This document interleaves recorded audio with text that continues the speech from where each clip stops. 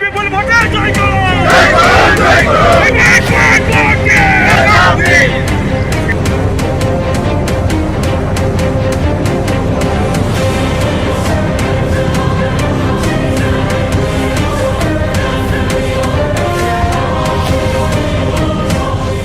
বিধানসভায় হেরে গিয়ে লোকসভায় কি করে যাবেন ওরা?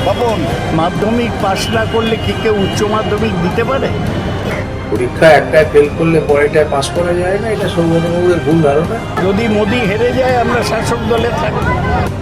সৌগতবাবু 15 বছরে তার কিচ্ছু করেনি। টাকার খরচা দেখিয়ে দেবে, টাকা কাকে দিয়েছেন নিজেও জানেন না। লোকসভা আমার যে দায়িত্ব তা পালন করেছে, আমার কর্তব্য পুরো করার দিকে দেখে। আজ অব্দি সৌগতবাবু কোন জায়গায় বলেছেন যে না মেট্রো এটা করতে হবে? সব বিষয় সবচেয়ে বেশি বাংলার প্রতি বঞ্চনার বিষয়টা উত্থাপন।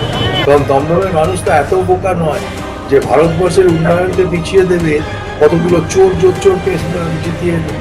আমাদের লড়াই তো মোদিকে হারানোর লড়াই। মানুষের যে সারা রাস্তার উপর আমাদের সংগঠন এখানে খুব মজবুত।